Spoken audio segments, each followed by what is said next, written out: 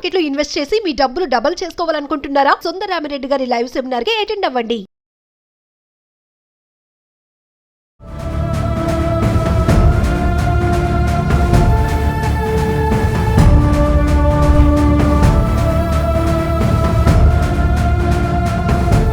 నమస్తే, welcome back to Suman TV. ప్రస్తుతం మనతో పాటు ఉన్నారు సీనియర్ పోలీస్ ఆఫీసర్ రెడ్డన్న గారు.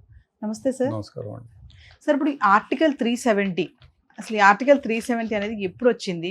మరి ఇప్పుడు చూసుకుంటే జమ్మూ కాశ్మీర్లో అనంతనాగ్ జిల్లా పహల్గామ్లో మినీ స్విట్జర్లాండ్ అని చెప్పుకునేది టూరిస్ట్ ప్లేస్లో జరిగిన సంఘటన అనేది చాలా దారుణమైంది. అసలు మరి ఈ 370 ఆర్టికల్ ఎప్పుడు వచ్చింది? ఈ దాడి ఎందుకు జరిగింది? అంటే గత 5-6 ఏళ్ళుగా చూసుకుంటే ఇటువంటి ఏమీ లేవు కదా సార్. మరి ఒక్కసారి ఇంత పెద్ద ఘటన జరగడం అనేది మామూలు విషయం కాదు. సో దాని గురించి మాట్లాడితే ఇప్పుడు ఆర్టికల్ 370 ఎప్పుడు 2000 నెహ్రూ హయాం నుంచి వచ్చింది. ఇది 1960లో మన ఒడంబడిక జరిగిన తర్వాత వచ్చింది. 72 తర్వాత కూడా అది అట్లే కంటిన్యూ అయింది. 70 వార్ తర్వాత కూడా ఇది అట్లే కంటిన్యూ అయింది. అయితే 2019లో ఈ ఆర్టికల్ని తొలగించేసి భారతదేశంలో ఉండే మామూలు పౌరసత్వంగా ఉండేవాళ్ళు ప్రతి ఒక్కళ్ళు కూడా అక్కడ ఉండొచ్చు. ఇంత క్రితం అయితే మనం ఇతర వ్యక్తులు పోయి అక్కడ భూమి కొనేదానికి లేదు, బిజినెస్ చేసుకోవడానికి లేదు, ఏమీ లేదు.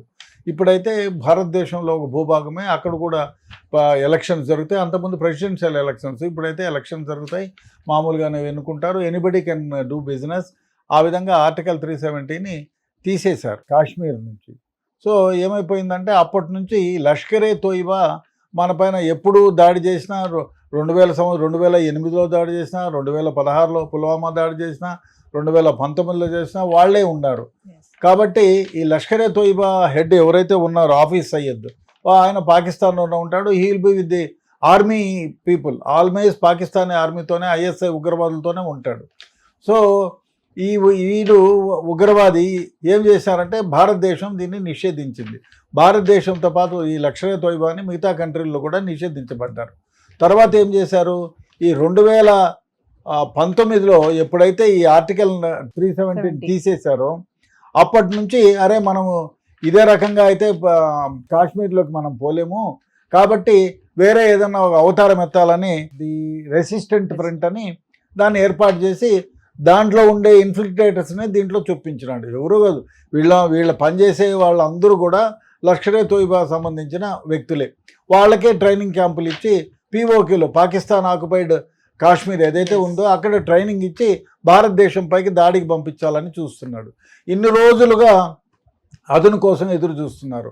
పాకిస్తాన్ వ్యూహం ఏమంటే ఈ మధ్య ఎప్పుడైనా చూడండి, 2016 యుద్ధం కానివ్వండి, 16లో జరిగింది కానీ, 2019లో జరిగింది కానీ, 2008లో జరిగినప్పుడు కానీ ఇన్ఫిల్ట్రేటర్స్ ఎప్పుడైతే భారతదేశంలోకి రావాలనుకుంటారో అప్పుడు బార్డర్లో అల్లకల్లోలం సృష్టిస్తారు, చొరబాటుదారులను పెడతారు, అక్కడ ఫైర్ ఓపెన్ చేస్తారు, మిలిటరీ బేసెస్లో హడార్చి చేస్తే మనోళ్ళంతా ఫోర్స్ అదంతా ఆ పక్క ఎదురు చూస్తూ ఉంటే వీడేం చేస్తాడు, ఇదే అదునుగా టెర్రరిస్ట్ మూకల్ని భారతదేశంలోకి పంపిస్తారు. అదే జరిగింది. 15 రోజుల క్రితం పాకిస్తాన్ జనరల్ ఎవరైతే ఉన్నారో ఆయన ఏం చేశాడు, గట్టిగా ఇష్టం వచ్చినట్టు మాట్లాడాడు భారతదేశం గురించి, భారతదేశంలో ఉండే హిందువుల గురించి. వాళ్ళంతా ఒక జాతి, మనకు సంబంధం లేదు, మనం దేశాన్ని కాపాడుకోవాలి, మనం ఏ విధంగా ఈ దేశాన్ని మనం తెచ్చుకున్నాము, 2 దేశాలు కాదు, అన్నదమ్ముల దేశాలు కాదు, ఇది సపరేట్ దేశం అని ఏదో పిచ్చి పిచ్చిగా అన్ని వాగాడు. అలాగే ప్రోత్సహించాడు. అంటే మనం సపరేటు, మన దేశాన్ని మనం కాపాడుకోవాలి, మీ పిల్లలకు వాళ్ళ పిల్లలకు కూడా చెప్పండి ఏ విధంగా మనం ఈ పాకిస్తాన్ని సాధించుకున్నామో. అంటే హిందూ తత్వాన్ని గురించి హిందువుల మీద దాడి చేయండి అనే రకంగా పురుగొల్పాడు.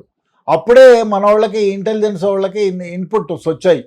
ఇన్పుట్స్ వస్తే మనోళ్ళు ఏమనుకున్నారంటే, జాగ్రత్తగానే ఉన్నారు, మన వాళ్ళు ఏమనుకున్నారంటే అరే జనరల్గా ఇప్పుడు ఇన్ని జరిగిన, ఇప్పుడు ఒక 20 ఏళ్ళ హిస్టరీ తీసుకున్నా ఎప్పుడు జరిగినా మిలిటరీ వర్సెస్ మిలిటరీ, లేదు ఈ ఎవరైతే ఆతంకవాదులు ఉన్నారో వాళ్ళు మిలిటరీ వాళ్ళని అటాక్ చేసేవాళ్ళు, పుల్వామా దాడి కానీ ఇంకో దాడి కానీ ప్రజల్ని ఎవరిని హింసించే కాదు, అదేవిధంగా టూరిస్టులని ఏమనేవాళ్ళు కాదు. ఈసారి ఏం చేశారంటే వాళ్ళు ఏ విధంగానైనా మనల్ని ఇబ్బంది కొట్టాలి, మన టూరిజం మీద దెబ్బ కొట్టాలి, అదేవిధంగా 370ని రద్దు చేసిన దాన్ని మళ్ళీ లాగు చేయాలనే ఉద్దేశంతో ఈసారి వాళ్ళు ఈ పెహల్గామ్ని ఎంచుకున్నారు. ఎంచుకొని ఇప్పుడు ఇన్ఫిల్ట్రేటర్స్ మన దగ్గర ఉన్న సమాచారం దాదాపు 70 మంది ఇన్ఫిల్ట్రేటర్స్ భారతదేశ బౌండరీలోకి ప్రవేశించారు, అడవుల్లో ఉన్నారు అని. అయితే వీళ్ళల్లో ఇక్కడ ముష్కరులు 5 మంది కానీ 5 మంది అంటున్నారు, కానీ కన్ఫర్మ్డ్గా 4 పేర్లతో సహా తెలిసాయి. 4 ప్లస్ లోకల్ వాళ్ళు 2 కానీ 3 కానీ. వీళ్ళందరూ ఏం చేశారు, కలుసుగట్టుగా ప్లాన్ చేసుకొని చూసి మన పహల్గామ్ ఏరియాలో టూరిస్టుల పైన దాడి చేసి చంపారు. ఏ దేశంలో కూడా ఏ అటాక్ జరిగినా మిలిటరీ వాళ్ళపైనే జరుగుతుంది. ఆతంకవాదులు ఎవరైనా వస్తే మిలిటరీనే చూసుకుంటారు. ఈసారి ప్రత్యేకంగా టూరిస్టుల పైన పెట్టారు. అంటే భారతదేశంలో టూరిస్టులు, అదే కాకుండా వీళ్ళు ఎప్పుడు దాడి చేసినా భారతదేశంపైకి 16లో కానీ 19లో కానీ 2020లో కానీ ఎప్పుడు చేసినా కూడా భారతదేశంలోకి, అప్పుడు బిల్ క్లింటన్ వచ్చినప్పుడు దాడి చేశారు. ఇప్పుడేమో వైస్ ప్రెసిడెంట్ మన దేశంలో ఉన్నాడు, సో అమెరికన్ వైస్ ప్రెసిడెంట్ ఇప్పుడు దాడి చేస్తున్నారు. అది కూడా మన దేశ ప్రధాని యునైటెడ్ అరబ్స్లో ఉన్నప్పుడు ప్లాన్ చేశారు. అరబ్ దేశం కూడా వాళ్ళకి కాకుండా పోతూ ఉంది, మనకే ఒత్తాసు పలుకుతూ ఉంది, మనతో ట్రీటీ నడుస్తూ ఉంది. మన దేశానికి సంబంధించిన పౌరులు వాళ్ళ దేశం జైళ్ళల్లో మొగ్గుతున్నారు. వాళ్ళని ఇడిపించుకోవడానికి, వాళ్ళని ఒప్పందం ప్రకారం విడిపించుకోవాలనే ఉద్దేశంతో భారత ప్రధాని అక్కడ ఉండగా, అదేవిధంగా కొన్ని బిజినెస్ ఒడంబడికలు చేసుకునే తత్వంలో అక్కడికి వెళ్తే అది అదునుగా భావించి ఈ ఇన్ఫిల్ట్రేటర్స్ లోపలికి వచ్చి మన టూరిస్టులను మట్టుబెట్టి, అదే కాకుండా ముఖ్యంగా దారుణమైన వ్యవహారం ఏమంటే ఇక్కడ హిందువులు అని బట్టలిప్పి మరీ చూసి చంపారు. ఇది మరీ దారుణం. ఇంకో విషయం ఏమంటే, అక్కడ దాడిలో పట్టుబడి వదిలించుకొని బ్రతుకు చూపడానికి బయటపడిన వ్యక్తిని ఇంటర్వ్యూ చేస్తే ఆయన వేరే వాళ్ళని, మీరు ముస్లిమా కాదా, ముస్లిం అయితే ఇది ఖురాన్లోని ఒక అయాత్ని చదివి వినిపించు అని చెప్తున్నారు. సో అందరూ కింద పడుకున్నారు, అందరూ ఆయాత్తులు చెప్తా అంటే వీడు పెదవులు కదిలిస్తూ ఉన్నాడు వాళ్ళు చెప్పినట్టే. వాళ్ళు అందరూ అయిపోయిన తర్వాత నువ్వు ముస్లిమానా చెప్పు అంటే లా ఇలాహి ఇల్లాహి ఏదో చెప్పినాడు. అనేటప్పటికి ఓహో మన దేవుణ్ణి ప్రార్థన చేస్తున్నాడు కాబట్టి మనల్ని వదిలేసిపోయినారు. చూడు ఎంత ఛాందస భావము. అంటే భారతదేశంలో అంటే they wanted to kill only Hindus and other tourists.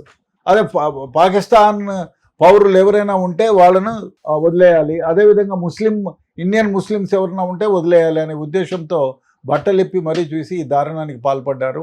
బహుశా ఇది ఇండియా పాకిస్తాన్, అంటే ఇండియా నుంచి పాకిస్తాన్ విడిపోయిన తర్వాత ఈ 70 సంవత్సరాల్లో మొట్టమొదటిసారిగా టూరిస్టులు అంటే ప్రజల పౌరుల పైన చూసి వాళ్ళని కాల్చి చంపింది ఇది మొదటిసారి. Thank you.